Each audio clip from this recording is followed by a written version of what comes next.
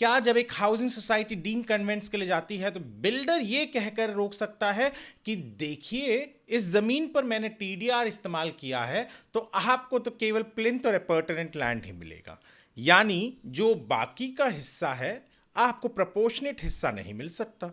क्या ऐसा हो सकता है? दरअसल ऐसा हुआ और मामला पहुंचा बॉम्बे हाई कोर्ट में। और हाई कोर्ट ने किसके हक में फैसला दिया, हाउसिंग सोसाइटी के या बिल्डर के, बताऊंगा मैं आपको इस वीडियो में, तो बने रहिए हमारे साथ वीडियो के अंत तक। नमस्कार, मैं हूं वरुण सिंह और आप देख रहे हैं स्क्वायर फीट इंडिया।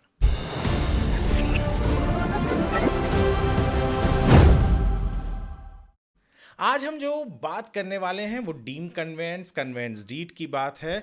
दरअसल हर एक हाउसिंग सोसाइटी, हर एक होम बायर हमेशा चाहता है कि जिस इमारत में उसने घर लिया है वो इमारत जो ज़मीन पर खड़ी है और उस पूरे लेआउट में अगर बड़ा लेआउट है तो जितना हिस्सा उस इमारत को मिलना चाहिए प्रोपोर्शनेट, वो उसको डीम कन्वेंस करके मिल जाए। पर ज़्यादातर केसेस में हम देखते हैं कि ये कन्वेंस डीड जो हाउसिंग सोसाइटी चाहते हैं उन्हें डीम कन्वेंस में इस कारण करना पड़ता है क्योंकि या तो लैंडलॉर्ड या तो जो बिल्डर होता है वो आगे बढ़कर हाउसिंग सोसाइटी की मदद या सहायता या डीम कन्वेंस नहीं करना चाहता है, कन्वेंस डीड नहीं करना चाहता।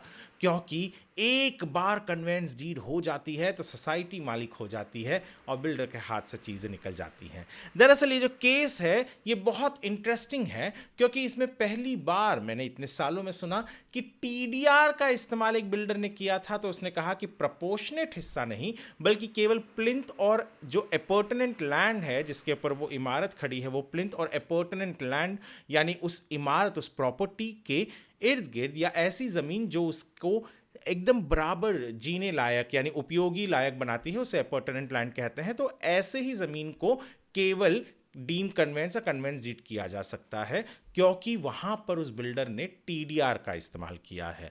अब जो मामला है उसके जो डिटेल्स हैं केस के डिस्क्रिप्शन में है, आप ऑर्डर ज़रूर पढ़िएगा, बहुत इंटरेस्टिंग है। तो कहानी ये है कि 2007 में एक सोसाइटी बनी, ऑक्यूपेंसी सर्टिफिकेट आ गया, रो हाउसेस थे, उन्होंने चाहा कि उनका डीम कन्वेंस हो जाए पर हो नहीं रहा था, कन्वेंस डीड हो नहीं रहा था, तो उन्होंने डेप्यूटी रजिस्ट्रार के जरिए डीम कन्वेंस करा लिया। अब जो डेप्यूटी रजिस्ट्रार है उसने उन्हें जो प्लिंथ है वो तो दे ही दिया जितने पे यानी उनकी प्रॉपर्टी थी, उसके अलावा जो रिक्रिएशनल ग्राउंड था उस सोसाइटी में उसका भी एक प्रोपोर्शनेट हिस्सा दे दिया।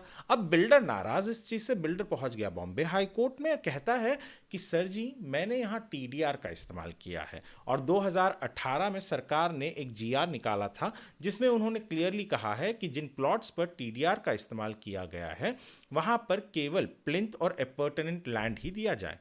बॉम्बे हाई कोर्ट ने कहा कि हाँ 2008 का जीआर ये कहता है पर ये कोई सख्त नियम नहीं है, दरअसल ये एक टेम्पररी नियम है। और प्लस इस जमीन पर आपने जो टीडीआर है, बिल्डर को कहा आपने बहुत भारी मात्रा में जो टीडीआर हमें बताया है उसे आपने इस जमीन पर समान तरीके से हर जगह फैला हुआ है, तो प्रपोर्शनेट हिस्सा तो कन्वेंस डीड में मिलना ही चाहिए। यानी डेप्यूटी रजिस्ट्रार के उस फैसले को कायम रखा गया। हाउसिंग सोसाइटी को कहा गया कि हाँ आपको जो डेप्यूटी रजिस्ट्रार ने दिया है आपका प्लिंथ, आपका एरिया और जो बाकी कॉमन एरियाज या रिक्रिएशन ग्राउंड में प्रोपोर्शनेट हिस्सा वो सही है। बिल्डर जो कह रहा है कि मैंने टीडीआर इस्तेमाल किया है तो 2018 के जीआर के हिसाब से इन्हें केवल उतना ही ज़मीन दिया जाए, बाकी उसका ऑब्वियसली हर बिल्डर चाहता है कि बाकी ज़मीन उसके पास रहे ताकि उसका वो आगे चलकर इस्तेमाल कर सके, एफएसआई उसके ऊपर लोड करके घर बना सके या वहाँ से भी जो कुछ जनरेट हो कर सके।